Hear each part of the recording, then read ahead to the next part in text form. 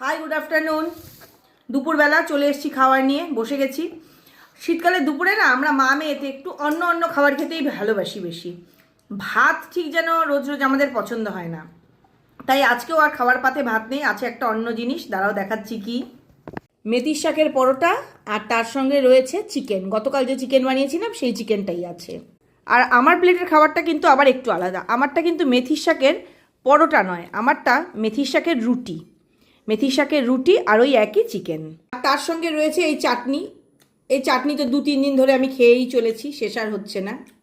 তো শীতকালের দুপুরের আমাদের এই খাবারটা তোমাদের কেমন লাগলো জানিও। আশা করি ভালোই লাগবে, কারণ মেথির পরোটার যে অদ্ভুত সুন্দর স্বাদ সেটা তো বলাই বাহুল্য। তবে মেথির রুটিটা ফার্স্ট টাইম খেয়ে দেখি কেমন।